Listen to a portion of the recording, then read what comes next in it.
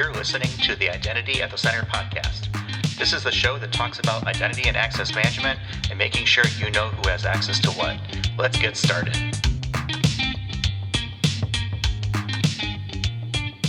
Welcome to the Identity at the Center podcast. I'm Jeff, and that's Jim. Hey, Jim. Hey, Jeff. How are you? Oh, not so bad. Yourself? Good. I'm wondering, how many dinners or events have you been invited to tonight?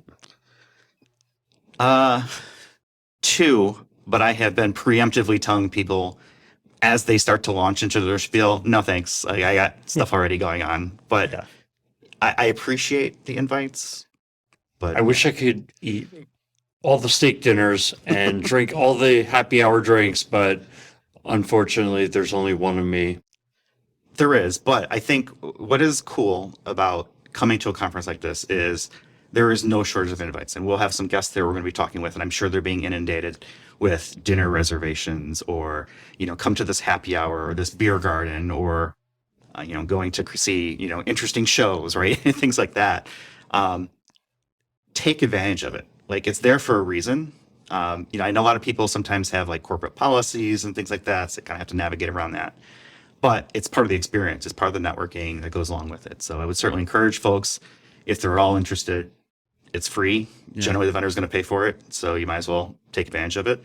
The worst thing you lose is maybe a couple hours, and maybe that, get an annoying email or two from some vendors trying to sell you something that you have no interest in. Or the best thing that can happen is you make a new friend in the identity space. You had an interesting, unique experience or meal or something that you can tell friends about. Or you do find, a vendor or a product or something that solves a need that you're looking for either now or in the future. So I think there's benefits, but at the same time, and I'm going to give a shout out to Chris because we were trading back and forth a couple of tweets on this, and this goes back to a topic that we were talking about, the introvert versus extrovert. What some people like to do that stuff.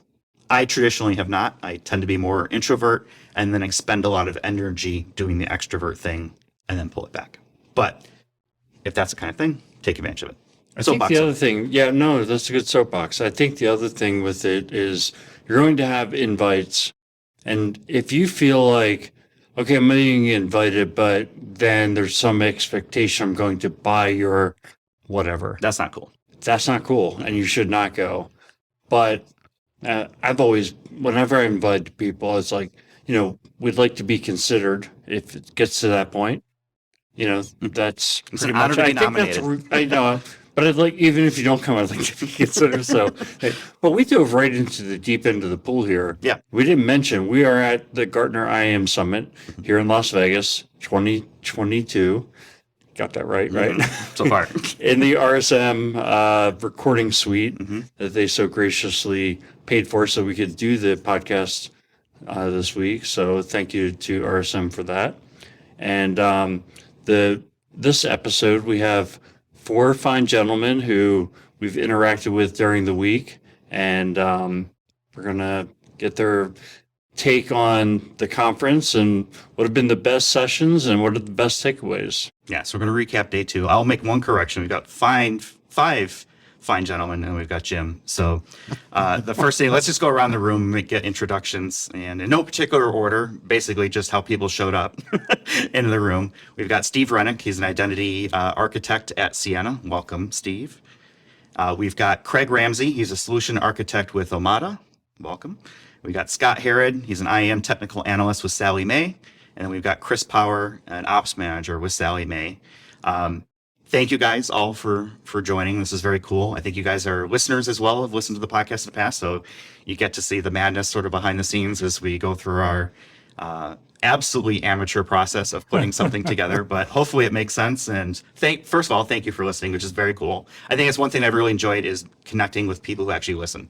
It's extremely validating for something that Jim and I started 3 years ago with, hey, we got six downloads and like 3 are me because I'm checking my car, my phone, my computer, make sure it's working, and now we're at the point where we have like thousands of people who listen every week, which is awesome and super cool. But it's not lost on me, the fact that, people like yourselves are taking the time out, to step away from the conference, come up, navigate the maze of Caesar's Palace and find the room. So thank you very much for being here.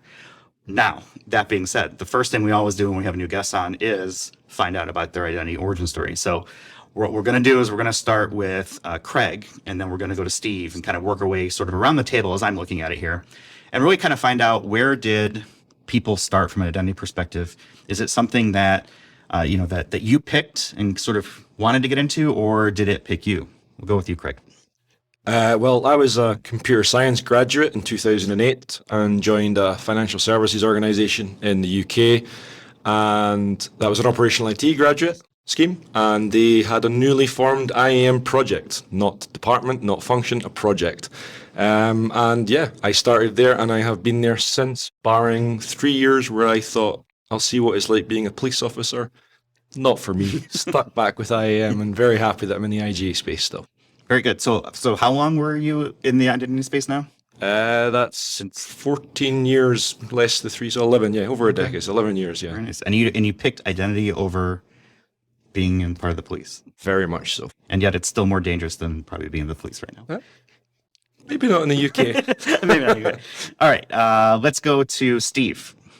Yeah, I would say that it chose me. I've worked for Ciena now for 21 years. It was 21 years in July. And I started there as a help desk analyst, desktop support, and I just kept putting my hand up, asking for more things. So backups and email, and at one point networking, everything that basically wasn't firewalls or Solaris-based operating systems. And then 3 years ago, we started an architecture program, and they needed somebody to look at identity. And so I put my hand up again, and it was one of the best things I ever did, because I really enjoy the space, and I've been drinking from the fire hose, and this, I'm probably just drinking. no drinking, ironically, but definitely this podcast has really helped me come up to speed and learn a lot about the space. So thrilled to be here, and happy to meet you guys. So Very cool. And shout out to my fellow help desk people. That's where I started too. So good times. Chris, how did you get into identity? Well, I'm the new guy here. I've only been in identity for about 5 months now. I started in cybersecurity for the 5 years before that, and it kept picking me, I guess, would be to kind of almost combine the two. My manager, my boss on that side, on the cybersecurity side, kept inching me, basically inching me over there one piece at a time, and then a window appeared, and I took advantage of the window this last time around. So that's my story. Very cool. So yeah, I think it's relative. It's very fresh for me to be able to talk with people who are just sort of getting into it, which is very neat. I enjoy that a lot. Scott, how did you get into identity? Well, like you, I started desktop 20 years ago, and kind of fell into another company's, they called it user provisioning at the time, but it was their form of IAM. And then interviewed for the Sallie Mae position, really wasn't going to take it at first, because my background is actually networking. So that's what I went to college for. But I aced the interview. They loved me, and I went into it and just fell in love with it. Fell in love with IAM, just kept going. And I've about 6 years now that I've been in it and love it. It's a love story for the ages. Yeah. How helpful has the networking background been for you in the identity space? Do you find that there are skills that you've learned from previous, projects or learnings that it's like, oh yeah, okay, that's kind of accelerated? Yeah, it's quite a bit. There, especially with desktop and then networking both, I'm able to be a little faster when it comes to problem solving some things compared to some of my colleagues. They don't have that technical, that analyst background to where they don't have, I'm not trying to knock on them, but they just don't see the bigger picture sometimes. And I'm able to do that. And I think that also helps me with a part of my other expertise and some of the background that I have. So, a big thing that I've heard people talking about the industry is that people who are coming into the IAM space now don't have that networking background. Do you think that's a true statement? Yes, I believe it is, because I've noticed quite a few who come in fresh without any kind of networking background or anything like that. You haven't even come in with any type of desktop support background, and it shows. It really does. And sometimes it seems like if they had that background, it would be a little bit more easier for them to absorb some of the IAM aspects of the job. Right, in terms of like the routing and the TCP/IP. One thing I've learned in my career is like you don't want to have a major changing of the network at the same time you're implementing an IAM system. It's like, it's a recipe for disaster. Yes, it is. I want to ask the same question over to Craig. You had this sort of career change where we went from identity to essentially law enforcement and then back to identity. Are there things from the law enforcement side that you were able to bring back into the world of identity that helped out? I did not expect that answer. They give me a We're asking second. the hard-hitting questions here on identity at the Yeah, center. well, I was at a festival show last week in Edinburgh, and the guy there commented that I looked far too big. You know, you can't kick the shit out of viruses, so you know you're maybe overtrained from that perspective. So physical security, not so much, but I think the approach to risk assessment, you could argue you would still do. So you enter a room or a situation and you assess the risk. You kind of do the same now when you're speaking to people with their identity-related risk. Mm-hmm. And I think you need to be able to extrapolate that up to the key business risks facing the organization. So yeah, I'd probably say the risk assessment and risk management of that, loosely. Steve, what about from your help desk experience? I mean, we've got a couple of former help deskers here. What are some of the things that helped kind of bridge into the identity world for you? Yeah, I think when I was thinking or listening to what Scott was saying about the networking side too, it helps with a lot of different things in the identity space, especially as you move towards things like ZTNA. Without having a solid networking background or understanding how that would all function, it's difficult to envision how it helps, right?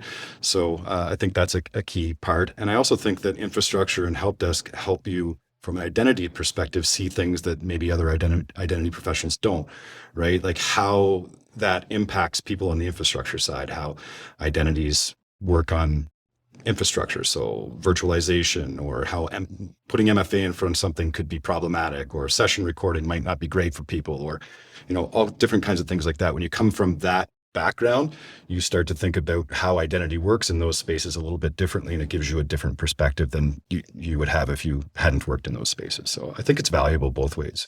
I think there's usually something from previous lives that is helpful and informs, you know, previous positions. I spent a lot of times in restaurants and, you know, bartending and serving, and from my perspective, there's no better way to learn customer service when you're literally your salary depends on the quality of it and getting, you know, good tips and sort of things like that, and realizing and prioritizing, hey, your ranch dressing isn't the most important thing in the entire world. There are other things that need to be worked on first. I feel like too, one other point is that we probably did a lot of identity without knowing it, mm-hmm. right? When we think back to the things that we did originally for onboarding someone, offboarding, provisioning into different accounts, like we didn't think of it as an identity necessarily or an identity related task. We just thought of it as a task that we did. We created a test account in Active Directory, but you know, we didn't think about the full life cycle maybe, or things like that. I think it changes the perspective now that we know that was what we were doing way back when, right? It's that you know, that is so true, because I feel the same way. I didn't realize I was doing identity in the early 2000s. Mm. And it feels weird for me to say this now. I started my identity journey in the Internet of Things, which there was no such thing as Internet of Things back then. I was programming lighting controls for the organization I was working for, and essentially creating machine identities, getting them connected to the network, and then managing those machine identities through a centralized management interface. You know, basically what we were doing was turning lights on and off for parking lots for retail stores all around the US. You know, somebody realized that, hey, if we can turn these lights off at 10 o'clock when the store closes, we will save millions of dollars every year in electrical fees, right? So that was how I got my start. I didn't realize, I was thinking, until recently, I was like, wow, I've actually been in identity longer than I thought, because it was subliminal identity. You know, I think it's important, you know, as to kind of think about that journey, Chris, from your perspective, sort of the new person coming into the identity space. What are some of the things that you've taken from your prior roles and said, oh, okay, these are things? And conversely, here's a follow-up question to that as well. What are some things that you thought would be helpful that haven't been? Well, I'm also a help desk, retiree. I just put that 20 years behind in the back of my head. I used to You've locked that into a door. Yeah, We're not going to talk about that. Locked that for a while. I'm going to say I used to help homegrown ISPs when they were still doing 56K modems and things like that. So there was a whole lot of time where I was, troubleshooting usernames and passwords on a regular basis. I just didn't think of it that way. To answer the question of what I've taken from other positions, I've done project management for the last 20 plus years before this.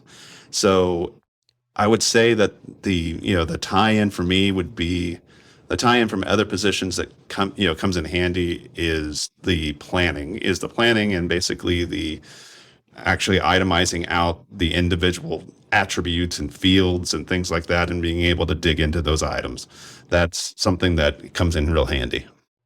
As we're having this conversation, I think about help desk. Now, I don't have a help desk background myself, but in doing IAM strategy, the first team I want to talk to from a client organization is the help desk, because they can very clearly articulate where the users are struggling, what processes are broken. The front line. It's the front line, right? So you pretty much start there. You know where the user experience is poor, and that's going to lead to those business results we've been talking about in this conference, where you can start to reduce your costs. And increasing user satisfaction is going to enable you to, keep your employees, retain your employees, and increase growth. So the whole narrative there, but really poor user experience just makes doing business and being at that place harder. Yeah, I feel that that's what, between the help desk experience, and then I did have some time in retail as well. That's what I seem to be bringing a lot to the team at this point, is trying to, bring them back to the customer, remembering that even if we don't actually our IAM team doesn't actually deal with the outside customers. We take care of our basically our internal customers. With that, having them learn how to actually try to problem solve and try to not my problem. We need to actually take advantage, need to actually work through it. That's a big windfall for us. Hey, Chris, one thought that I had was when you're talking about project management as your background, one of the big shifts that we've all seen is the shift to agile project management, right? And specific to IAM, what's your perspective? You like it? Don't like it? So I am a certified Scrum Master and also been certified in product management, and product ownership. So therefore, and Sallie is actually a safe shop. So we are a scaled agile framework. So yes, I very much believe in the agile process. I very much believe in Scrum. I very much believe in the different variations of it. I'm a big believer in it. That's kind of another thing that was the original reason why I was brought on 5 years ago to Sallie Mae, was to actually help them migrate into the agile development space. That's great feedback, Steven. I saw you really shaking your head there. I guess you have some perspective on that as well. Yeah, Ciena adopted an agile methodology as well within the last couple of years, and it's really changed how we do things. But I was nodding my head mostly because I think agile was designed more for software delivery, right? So it fits really well into that model, and it doesn't necessarily fit so well into an architecture, an infrastructure model so much. But you can make it work, and it's infinitely better than doing waterfall or anything like that. This notion of long-term projects and just things dying on the vine is gone with that. You have the ability to have retrospectives and throw things in your backlog and change things as you go. You can really adapt and go. It makes us agile. It makes us a lot more productive. And while there was a lot of resistance from some of the people that had been there a long time, there was a lot of us that really welcomed it, and it's made a huge difference in how we operate. So let's talk a little bit about the conference itself. We're here at the end of day 2 of Gartner's IAM conference. And, I think what we want to get and try to capture is a little bit of a time capsule of, what were people's thoughts around today, favorite sessions, highlight moments. It could be a session. It could be a hallway conversation. I think that's part of the magic of where, we get people together, and it's been a while since we've had, a number of people be able to congregate in a certain in a single spot. I've certainly seen the uptick this year, having been to RSA and now here at Gartner. It's back, right? I think people are, for the most part, sort of back to relatively normal at this point. But I just want to kind of go around the table at this point. We'll start with Scott. What are some of those highlight moments from the second day of the conference? Any specific sessions or hallway conversations or vendor conversations that might have been had, things like that were interesting for you today?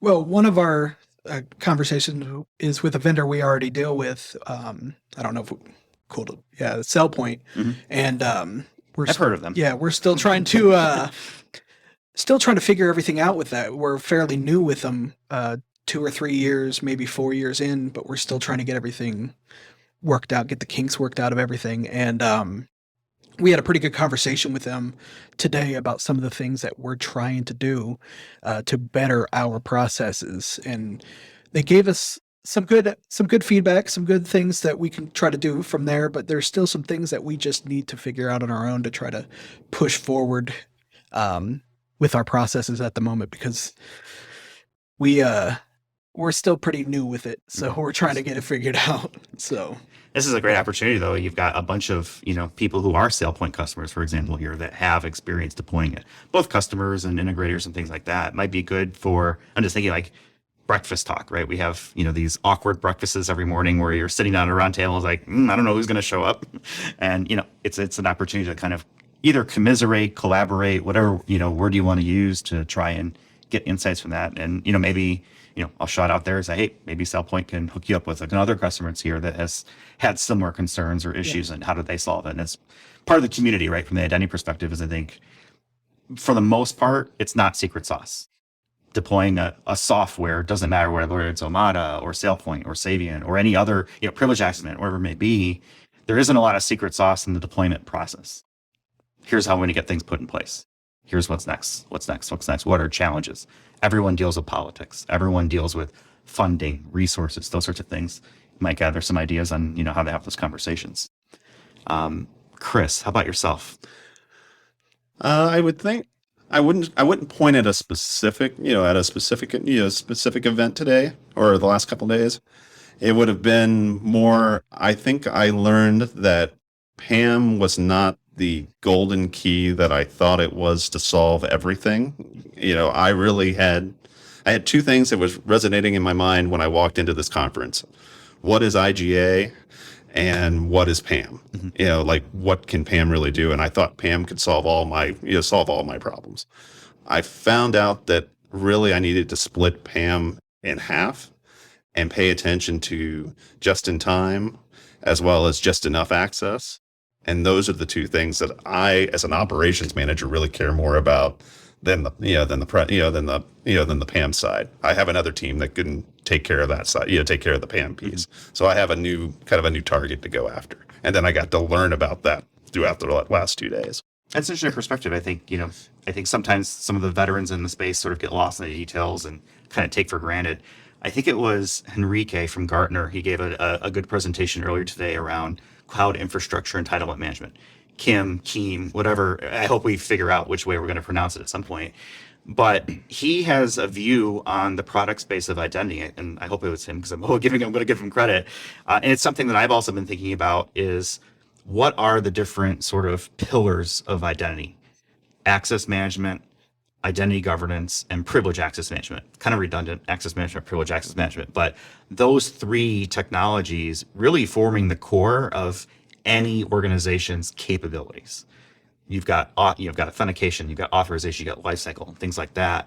It is interesting to hear folks who are looking at the different, and they're focusing on specific pillars. We had Rosa Black, who's somebody I worked with a long time ago, and she came into this conference from a view of, I want to know, today is all about PAM. I'm going to focus on PAM related information. And today was other things, right? Things like that. So it is interesting to sort of hear the strategy of how you're attacking the sessions. Craig, so you're on the opposite side. Everyone here is a customer. You're on the vendor side. I guess, what has been some of the highlights, for you as you've been through the conference today? And probably the conversation saving Jim a seat for lunch to get invited on the podcast. But Well worth it. yeah, no, I mean, the conversations we've been having with people, I mean, there's been great feedback on a lot of the sessions I've attended. I think the keynote this morning was somebody from Pixar talking about storytelling. And I think the important thing there is you were talking about securing budget and competing budgets that are happening just now and making compelling arguments about why people should do anything about identity. So you winning the hearts and minds of people on the front line and the service desk is one thing. I mean, Chris, you said that people think that we don't touch our external customers, but if you do strong identity governance or manage your identity risk properly, you do. So when senior management and C-level people are doing business impact assessment of the key risks in their organization, if that's, protecting their critical assets of their information and data about PII or financially sensitive data, identity governance or strong identity policy can do that. If it's people that, for example, maybe they manage the national road network and its legacy systems that manage that, making sure those systems are properly managed and they have that risk under control ensures that they keep those roads operating. And then being able to tell that story to get the budget, to show the advantages to your external customers and the people on the front line in the organization, I think, hopefully people have taken from that the ability of telling a good story and making it compelling to show why identity is so important and crucial. I really did enjoy that first opening keynote. There was Matthew Loon, I think was his name, and having his experience with The Simpsons and Pixar, and that storytelling. I think this is something that Jim and I have been doing, for the last several years, and this is something we go into our work lives with strategy development things. Is what's the story? What is it that we're trying to convey as part of this strategy? And I think that's something that gets lost a lot of times in the details. Like, oh, we're going to roll out an IJ platform. What? Like that does what does that get for me? Like that doesn't spark joy for me, right? What is it we're trying to solve and really try to share that message? Steve, what about yourself? Other than appearing on the Identity at the Center podcast, what are some of the other highlights from day 2 for you? That's definitely the biggest highlight for sure. Well, obviously. Quite a few things, actually. I don't think I have a specific favorite session, but some overarching themes, right? So you mentioned Kim. That's a big one for me. I've been thinking about that for quite some time, kind of along the lines of all other identities, right? If we haven't got workforce figured out by now, there's a problem, right? You either don't have budget or you don't have resources to be able to nail down the workforce side of things. But all other identities matter, and that could be machine identities, it could be RPA, it could be service accounts. If you're doing your due diligence on all the other things, investing in MFA and lifecycle management for all those other things, why aren't you doing it for those other accounts? It's almost low-hanging fruit to a threat actor, right? So I was happy to learn more about Kim and happy to see that it's one of those things in the hype cycle where it's like, you should probably be doing this now. Being a company that's adopted a cloud-first mentality, we exist in several of the major clouds right now, but we don't have an amazing story around that. And I think it's something that needs to be addressed. And I think Kim is a big part of us being able to do that. The second part would be the converged infrastructures now, right? So we're looking at best in breed in the governance space and the PAM space and the access management space. But we're seeing companies like Okta doing it in an all-for-one type thing. And that may work for some companies. It may not. It may work for others or may not work for others. But I think it's an interesting play. And I think that seeing more of that is a good thing for the industry because it's starting to take us away from these silos, right? Like I'm best in breed here and best in breed here and best in breed here, but I don't talk to any of the other pieces, right? So a big part of what our methodology is in Ciena is that we want things to build this identity fabric. We heard that today too, but so that we share signals between all those things so we can make educated decisions about identity throughout the entire ecosystem because it is a system of systems, right? So Jim, how about yourself? What's the highlight for you? Highlight for me, other than being on the show. But you get to do this all the time, though. This is, boring for you. Shout out. I love to do shout outs to our listeners. Arpita Khanna stopped by and she picked me out of the crowd. She said, I couldn't miss you with your crazy hair and your wild suit. And she liked the suit. Mm-hmm. But it's not that wild. It's a blue suit. Yeah. She said she listens to the show. She was out for her daily walk a lot, between us there's a rotation of Identity at the Center with NPR podcasts, which production value of those is pretty decent. Yeah, they're catching up to us. Yeah, they're catching up with us, right? No, but it's so great, like meeting all the folks who listen. And so one thing she said was so many times when she listens to the show and thinks of a question and then doesn't like send it to us right away. Or Probably 'cause she's doing email the- us. Yeah, Send us email. on LinkedIn. Something. Right. But she's out for a walk, so I get it. And then Siri. she like forgets what she wanted to ask and then I never just set sends off it. everyone's Siri. But I wanted to point out, so we did respond to that one Twitter, like 50 questions in one Twitter. Yes. And the man who submitted that here is Chris Power. he threw down the gauntlet. We accepted the challenge. Yeah. So just a little proof that we're not just like making these things up. Yeah. You came up with like, I don't know, 800 different topics, and I don't know how many characters you can get into a tweet, but it was like jam packed with stuff. And it was good. Those are the types of things that I like to do. And like, okay, that's a good question, because it's otherwise just Jim and I thinking about ideas. And pull back, the curtain. Sometimes it's Friday afternoon and we have no idea what we're going to talk about. And we figure it out at the last second and kind of like put something together. So definitely, tweets help. Repeat if you're listening. If you've got questions, tell our favorite virtual assistant, and we'll set it off again. Make a note, whatever. That stuff is cool. Steven and I have traded, messages through LinkedIn and stuff like that. I mean, that's part of the community, right? And I think that's the one thing I found, and I'm sure Craig can echo that, is people are absolutely willing to share information and discuss things. Again, we're not talking secret sauce. This is identity and access management. Everybody has similar challenges, and there might be things that are out there. So definitely would encourage folks to reach out.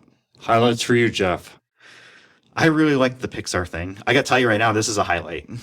Being able to sit down and have a conversation with identity with people who are, in the biz.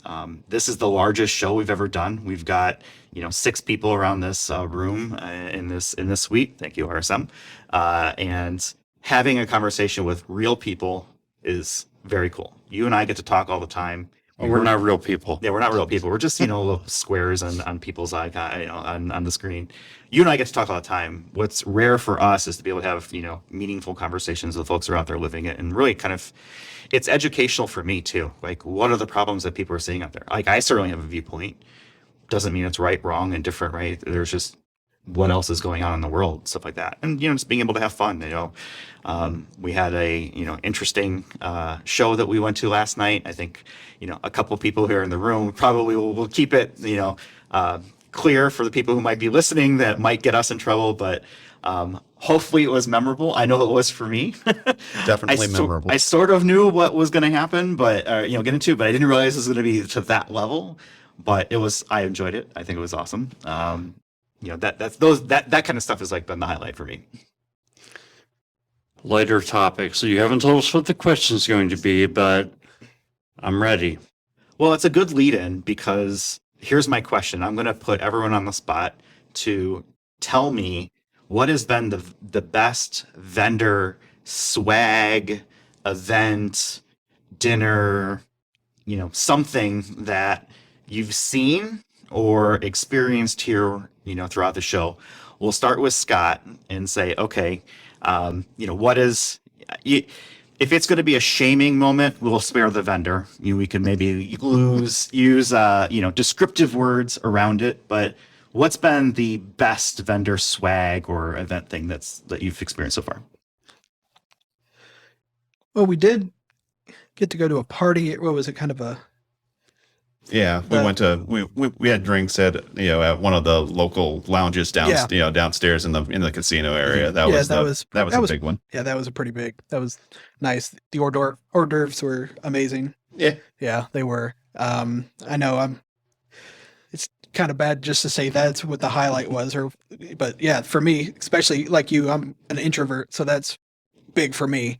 But yeah, that was great. It was a good atmosphere, everything like that. It was really nice. Free food and drink is very difficult to turn down. It is.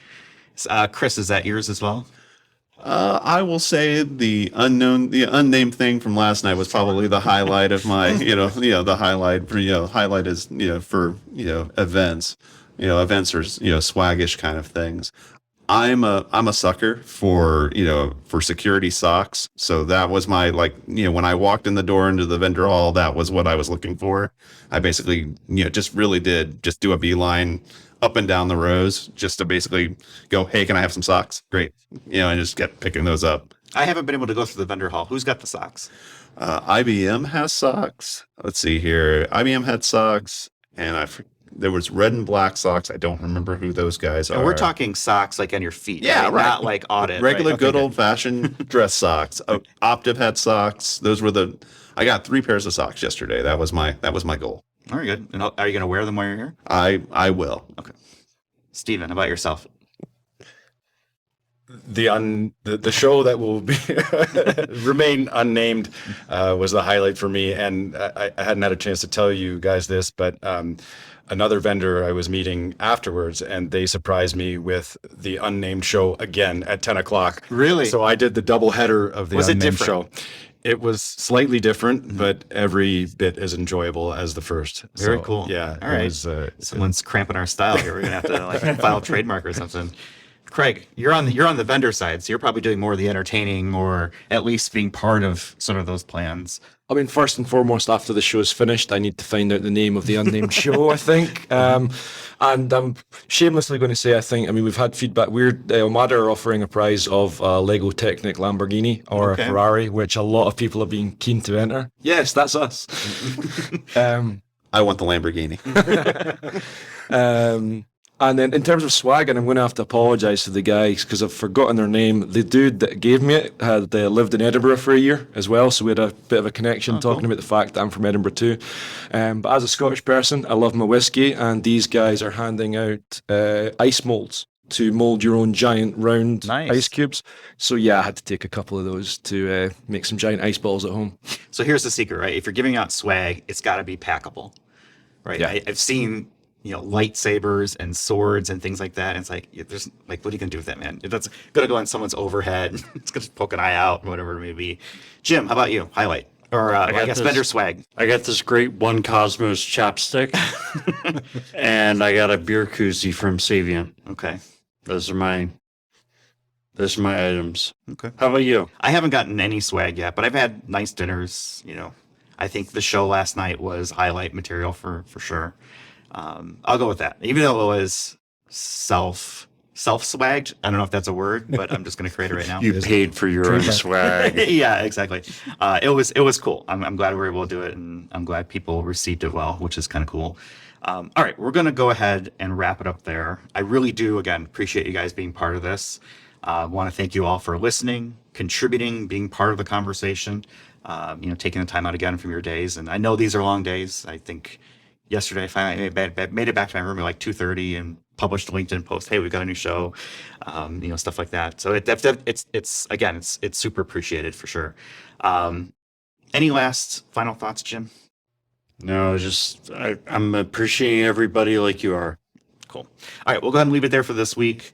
We're on the web, identitycenter.com. We're on Twitter at IDAC Podcast. So if you have questions, comments, concerns, enemies, send them our way. We're happy to take friendly listeners, not so friendly listeners, hate listening, friendly listening. It's all listen to us, so we don't care. We'll go ahead and leave it there for this week. We'll hopefully continue conversations around identity and Gartner conference over the couple days. I'm going to try and get this actually edited today and get it pushed out late tonight or early tomorrow so people can kind of keep following along with the conference as it concludes into tomorrow. So that is the plan. We'll see if it happens, but either way, thanks for listening, and we'll talk with everyone in the next one. Thanks for listening to the Identity at the Center podcast. If you like what you heard, don't forget to subscribe and visit us on the web at identityatthecenter.com.